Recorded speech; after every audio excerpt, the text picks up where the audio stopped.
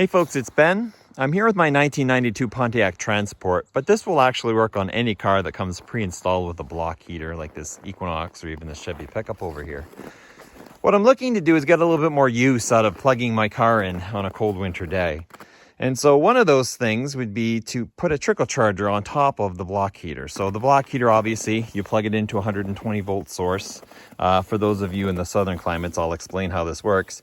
And there's a little heater coil element in the coolant of the engine block that warms it so that the oil's a little warmer, the engine's a little warmer, it cranks over a little easier, and there you go. What I'd like to do is make this so that it does that, which it already does. But secondly, I would like it to put some charge on the battery. Now, batteries, when they're cold, are at their worst. They usually get damaged in the summer because they overheat. And then in the wintertime, it shows by not being able to provide enough amperage to crank the motor over. So I would like to take the best my battery can do and put a trickle charger on it while the block heater is plugged in. It's a worst case scenario for it. And that would probably solve about 90% of anybody's vehicle problems. In fact, this 2008 Chevy Equinox has just that. You'll notice once again, we've got this plug here, and I'll get into this in a second.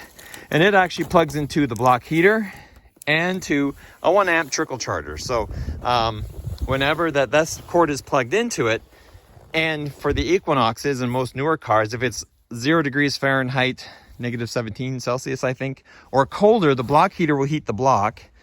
And now it also puts a charge on the battery. So the convenient part about that is even if it's warmer than that, the block heater might not work, but it still will put a charge on the battery. And for this car, that's perfect. But for my van, which is my daily driver, I wanted a little bit more. So what we've got here is I also plan on putting in a cabin heater. So the supplies we need for this are fairly basic. But let me get into the initial, kick butt part first.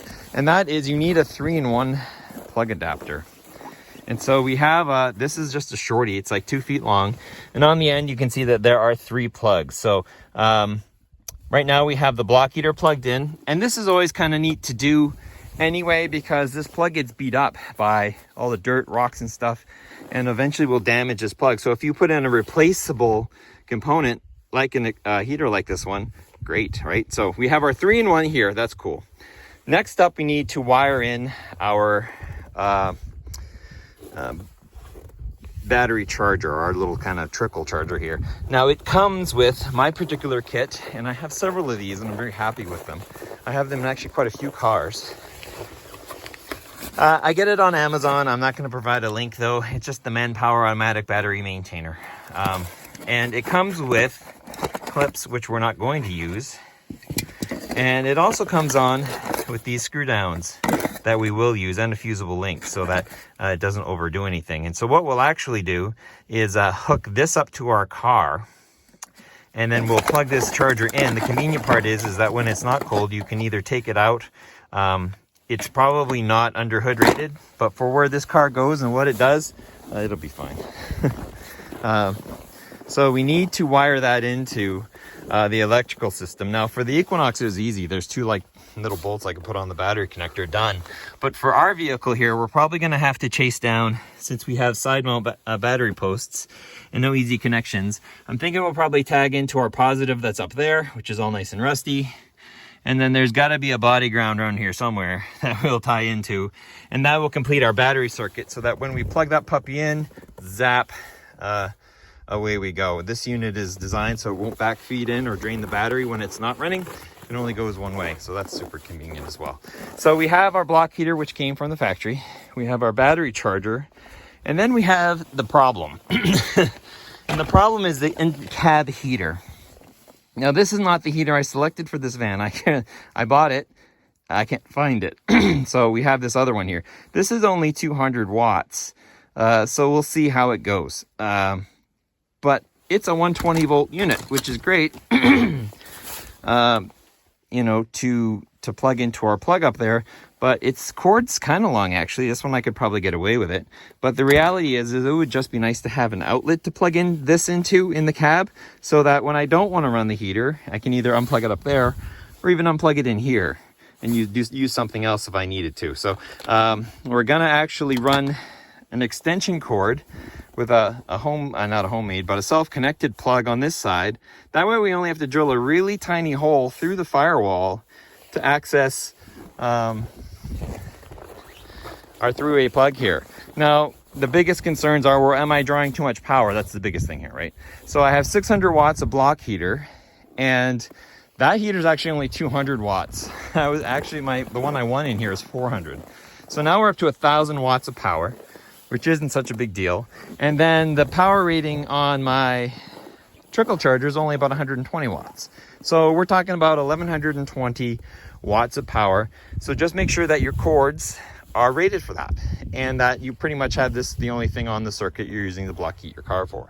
So as long as you have your bases covered there, we actually should be okay to do that. So this video, which has the amazingly huge long intro, has that. Here's our I also bought a new block heater cord. In theory, these are better in the cold. I've been using extension cords. They're not in here now. They become so rock hard in the cold that they're hard to stuff back inside when you're going somewhere. And then because of the 400 watts of heater power, I might not want that running the whole time I have the car plugged in. What I mean by that is that I only probably need about 3 or 4 hours of block heater time to actually get this vehicle up to temperature that it would start easy. And normally, like with this car, it doesn't run unless it's super cold out, but this one, it runs when you plug it in. So what I actually also acquired was, to make sure it was rated for enough amperage as well, is a mechanical timer. And so what I can do is set the time and then say have it turn on at 3 a.m. and run till whenever. I usually go to work around 8, so it'll run from 3 to 8, and that will run the heater, that will run the block heater, that will run the battery charger. So when I come out in the morning, not only will my vehicle hopefully be warm and defrosted because of the interior heater, the engine will be easy to start, and the battery will be fully charged. And then when I get to work, I can plug it back into the work system. I don't really care about power there, and it'll keep my cab warm, and it will keep everything ready to go on these super cold winter days. So that's like a 7-minute intro, but really most of this is going to be plug and chug, and will depend on your various vehicle connections. Like I said, the Equinox, simple battery connection, not a big deal.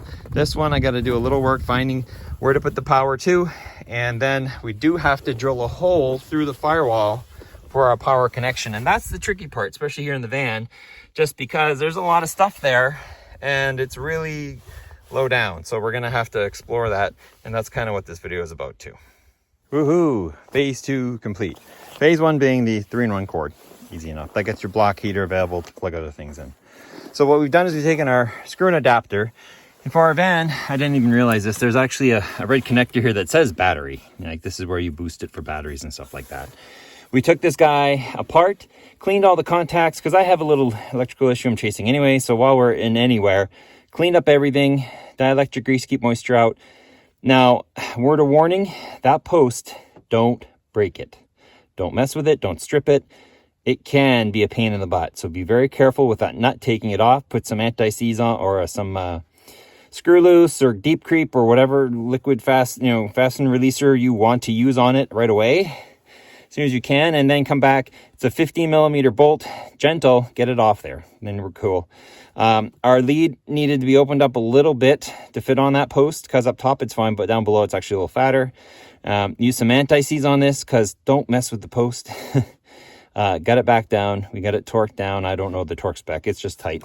And I can actually take my little clamp here, or my little, if I can, maybe. Yeah, and there we go. We're covered up there. So that's our positive side. We split our lead far enough down so that we could come on down, and we had disconnected the battery. The body ground is actually right under the strut connector here. This little strut support. Right there's the body ground, and now also our lead for the power. So, and that goes right to battery. That's why it's got the neat connector that comes right up here. So that's body ground, and we're on battery positive. Our connector actually landed, I ran it behind the windshield washer fluid tank, so it's plugged in here. That is a watertight connection. And then I just kind of scooted it underneath along over here to our power module. that cord's conveniently long for that. So we can run our power module over here, and then we're not far from our plug, so we plugged it into our 3-in-1. So now we're in the middle spot there. And we can come in here so we can run our test. So this is our block heater cord. So plug that in, and our unit boots up, and it's currently showing green for power, and the red indicates that it's actually charging. The battery is less than 80%. Once it hits 80%, it starts to blink, which gives it, says it's over 80% and that it starts maintaining it. And then when both are green, that means it's good to go. Like you're fully charged, and it will maintain your battery. So even if your battery's fully charged, it will maintain it. So it won't even hurt to, let's say, plug in the Equinox and have it service the battery, you know, just to take care of the battery. So that's done. So we'll leave that there forever. And I'll probably take it off in the spring, summer, fall. Whenever you go to take your block heater cord and get it off your hood and put it inside, that would be a time to maybe disconnect this one if you wanted to, or, you know, just leave it there.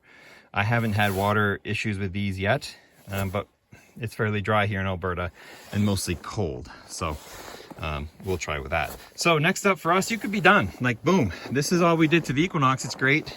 Now the van, whenever you block heat it, it's also going to help the battery out. So in the coldest of cold days, you'll have the best chance to start. So there you go. But I want more. And so that's where we're going to get tricky. This is where we get transport specific. If you're done, you can be done. Thanks, like, subscribe, all that fun stuff. But now what I've got to do actually is see how high up I can get on this firewall to poke a hole through, and I'll show you what I'm going to try to do here. Now, my goal originally was just to drill a hole big enough in the firewall to fit the plug through and plug it into the 3-in-1, and that would be done. But then I was thinking, what if the cord's not long enough, or now I'm stuck leaving it on the passenger side? That's not cool. So I thought, well, maybe I should run an extension cord, but extension cords also have fairly large ends, which means I'm drilling a fairly large hole. So why don't I run remember, this leg of the journey only has, at this point, 400 watts on it. Why don't we just put an adapter on here and drill a really tiny hole? And this is one of those extension cords that does not bend when cold. Why don't we build a tiny hole and then land the connection in the cab, because it'll be dry anyway in the cab.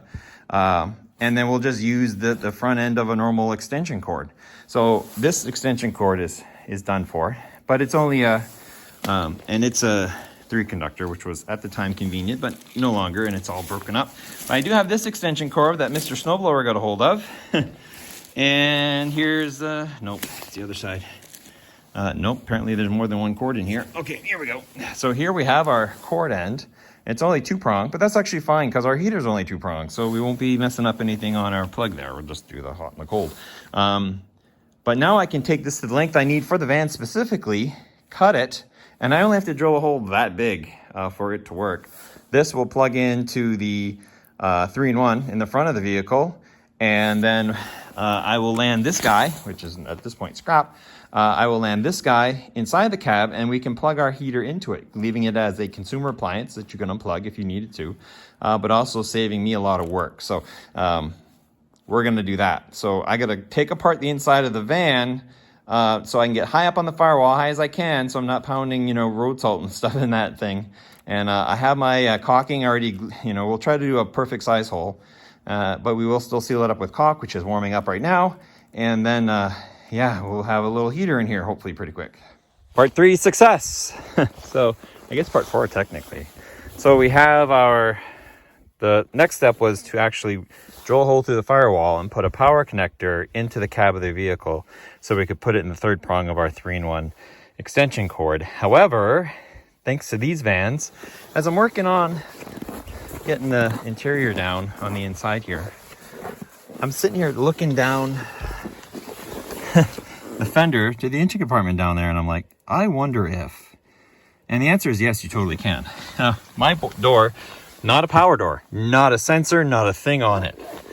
This is actually empty. I've had the door off before. So what I did is I put a slit there and ran my power cable from the engine compartment in the fender, down the fender, through here, and it just comes through over, and there's my plug, and here's my heater. So I have a small, this is a 250, we'll see if it's big enough. I have a 400, I just can't find it, I swear. That I actually have already modified that the switch is off because it has a tilt over switch, right? But it's running right now, so maybe it'll be enough to warm the interior. I'm going to leave it on all night, probably tonight, just to see if it can warm the cab up. And if you can hear it, it's doing it. It's on high. 250 is not a lot of heat. But that's that. So we've got our third segment of the van. So now, there you go. Now it's a superheater you plug in at work. And here's my timer for home. So this will stay on my home plug. And what I'll do is I'll set this on, not tonight, but say another night. I will go ahead and rotate this to turn the van on at 3 a.m. and then run it till I unplug it, or unplug the van anyway, and set it aside. And that way I don't burn that much electricity all night long, keeping a van that's not occupied warm. But we'll see how that goes as well. It's a trial and error thing. Between the heater size and the timer, we might have to run that little heater all the time. But there you go. That's how you make a super 3-in-1 utility heater and battery charger. If you folks have any questions, go ahead and ask. This is a long video. I talk a lot, holy Moses, and I don't really show you much, but it's the idea I think we're pushing here. And it's applicable to any car with block heater in it. If you have any questions, ask them, comments, leave them. Please subscribe to my channel, Turbo231, for more exciting videos. And we'll see you next time. Yeah, these vans are plastic. So this is actually just a rim. It's cold, so it's not actually going to move for us. But it's actually, everything is plastic on the outside. So I could actually just swim through, no problems.